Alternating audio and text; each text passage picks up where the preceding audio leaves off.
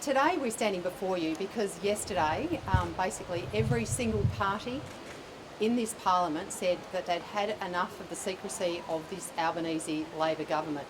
They have been treating us with contempt in the Senate, despite the will of the Senate being proved time and time again that we wanted information about important issues.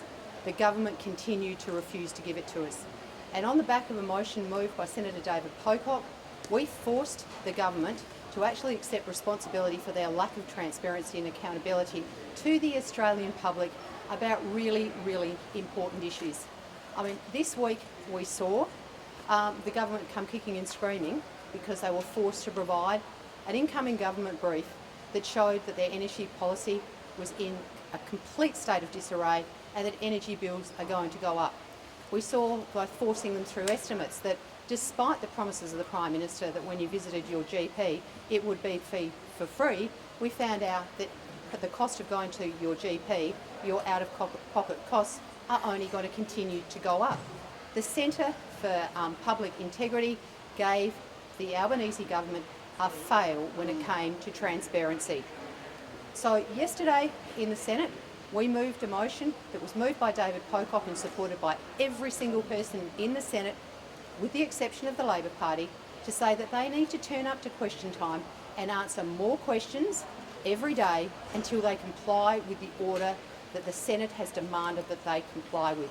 So I stand here with my colleagues on the crossbench, my colleagues in the National Party, to say to the Australian Labor Party, you cannot withhold important information. Australians deserve to have access to that information, and we will continue to fight on your behalf so you have the information about what your government's doing. They cannot be secret, and they cannot continue, when they don't get their own way, to abuse their power and start bullying this parliament. The sovereignty of the Senate is absolutely something that we hold very dear, and if we do something in the Senate that the Labor Party doesn't like, they cannot take punitive action like they've threatened to do in the House of Representatives by withdrawing deputy chairs from opposition members of Parliament. This is the kind of behaviour that we are used to seeing on building sites. It should not be in our Parliament, and we will not tolerate it. Well, Section 49 of our Constitution holds that both chambers of this Parliament are sovereign entities, and the work of the Australian Senate is to hold executive power to account. We do that in a world-class Senate estimate system, and when the Senate chamber makes an order, that is to be complied with by the executive. Ministers should be turning up and making explanations when the Senate chamber requests it. FOIs should be provided. Orders for production of documents need to be complied with. And what we've seen from the Labor Party is a complete disregard, disrespect about the sovereignty of the Senate chamber. And so it was great privilege that everyone in the Senate, other than the Labor Party and the government, joined with David Pocock to hold this government to account on behalf of the Australian people who sent us here. If we don't stand up as the people's representatives to uphold our constitutional rights and responsibilities as parliamentarians and senators, then no one else will. We are the only check. Our chamber is the only check on executive power, because executive power controls the House of Reps. That's how it's built. And so I'm very proud to stand with not just the crossbench and senators here, but also with those in the House of Representatives who want to see this government's transparency record corrected. So I would encourage the government to comply with the order of the Senate, and then they can get back to not answering questions.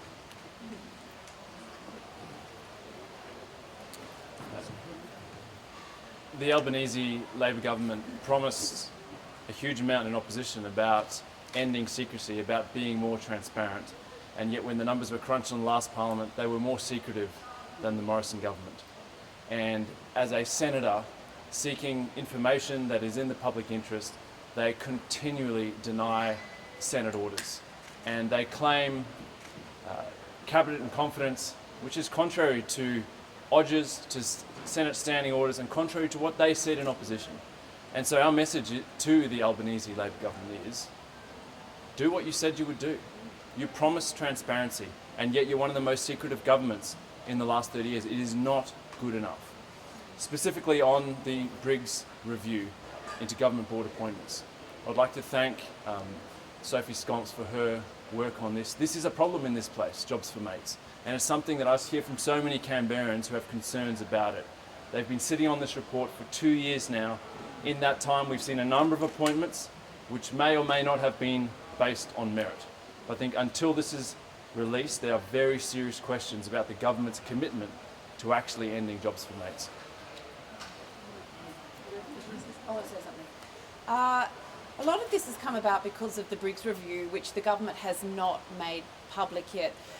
The Briggs Review is an inquiry into the public appointments process to public boards, and at the time the Minister for Public Service stated that it would be made public in line with the government's commitment to transparency in mid-2023.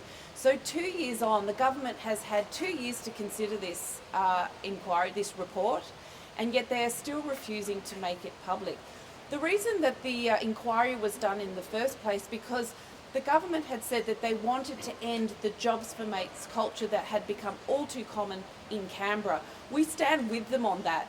What we would like to see is far greater transparency and not this petty politicking that's going on. We want to see greater transparency. We want to see positions of major public appointments made on both their expertise and their experience, and we want that to be done in a transparent way. In the meantime, we've seen many appointments to major public positions being made, and we know, and those appointments may have been done based on expertise and experience, but we simply don't know because it's not a transparent process, and that's all we're calling for. The government got itself into this mess through a lack of transparency, and its response seems to be retribution in a way that reduces accountability. And we're meant to have separation of powers in this country, and the Parliament is meant to hold the executive to account. And when the government starts treating committee positions as treats or punishments, it is making a mockery of the accountability that is so important to Australians all over the country who want to actually see government held to account. It's rare to see a coalition like this. This is because we care about our democracy, and you should too. The accountability mechanisms in our parliament should be held sacredly. This is about accountability, this is about transparency, and this is about the mediation of power. And what we've seen in response to the efforts of senators to rightfully exercise their duties is intimidation from the government in response. And I will never stand in support of such intimidation. So it is with collegiality and in defence of our democracy that I'm here today. Yeah. Any questions? The retaliation that you talked about, the Labor saying not to coalition of their appointments, how was that communicated to the coalition, and where did that come from? Who did that come from? The Leader in the House advised the Manager of Opposition Business in the House that they were considering taking action. We saw this happen the last time that we had a victory in the Senate, when basically the will of the Senate was expressed on the floor, and unfortunately for the Labor Party in that situation, it didn't come out in the Labor Party's favour. Their response to that was to threaten to do that, and in that response to that, they actually removed some of the coalition's time in the House of Representatives to have speaking spots that would normally be theirs. So they just changed standing orders to take punitive action against the opposition.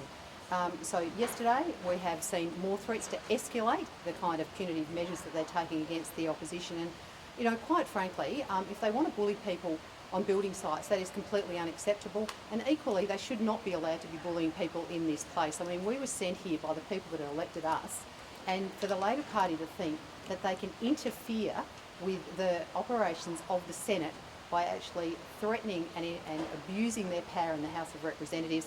And we're really delighted as the opposition, because obviously the punishment is coming towards us. The crossbench have been completely united in standing with us and saying to the government, you cannot do this. This is an abuse of your power. To the crossbench members of the panel here, if it does come to the case that coalition members are removed from those deputy committee positions, have any of you been sounded out to replace them, or would you entertain that notion if you were offered so? Answer that a little bit. At this point, there are two crossbench members who are actually deputy chairs of committees in the House. Three. And we've sought clarification from the Minister about his plans for those appointments, and we've heard nothing. I'm not sure, I can't speak for all my colleagues. I wouldn't be taking jobs from the opposition under these circumstances. I think it would be an incredibly unfortunate thing to do, actually.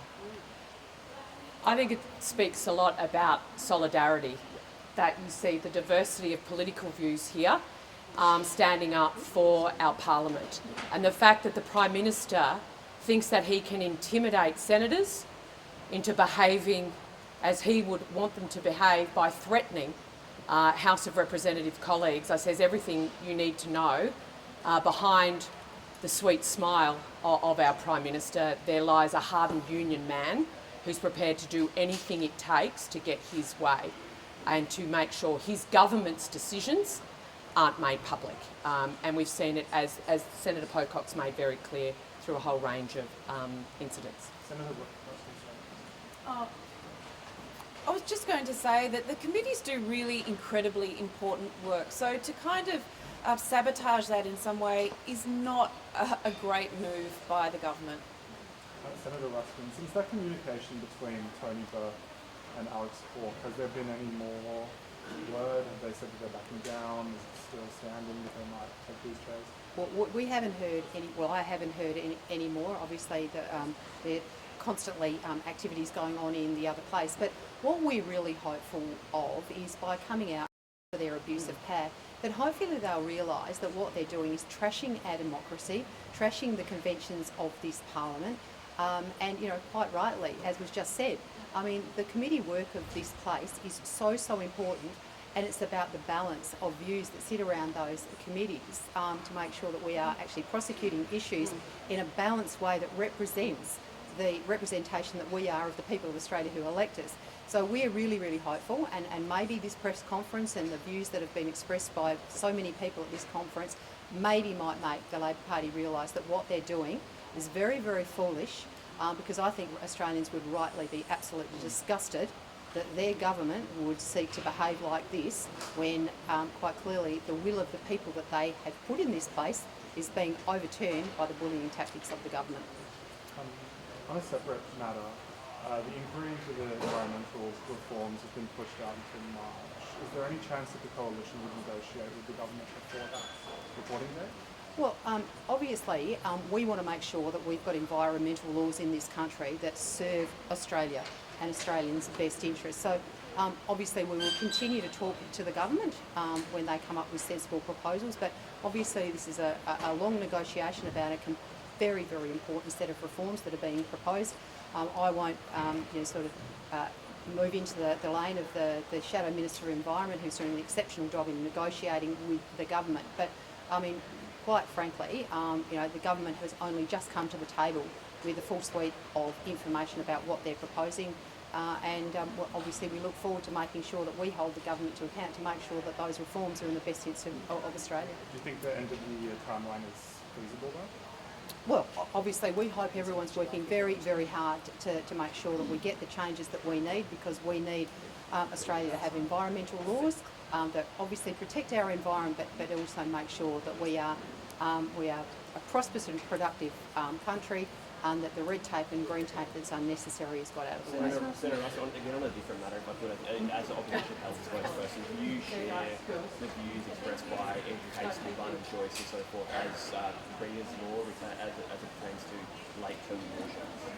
Look, Priya's law was a bipartisan commitment from the then Attorney General and the then Shadow Attorney General, because of a very sad situation where a child died at 42 days of age, and her mother was forced into going back to work because her parental leave was cancelled. We maintain our absolute bipartisan support to make sure that mothers who have had stillborn children or have lost their child soon after birth get the same consideration as somebody who has a child that is alive. Do you have a concern about abortion that Barnum Joyce, Andrew Hastie, other colleagues raised yesterday in the House? Look, I think this bill is about something completely different, and I'm very focused on making sure that we keep our bipartisan commitment to Priya's mother. We'll wrap it up there. Thank you. Thanks.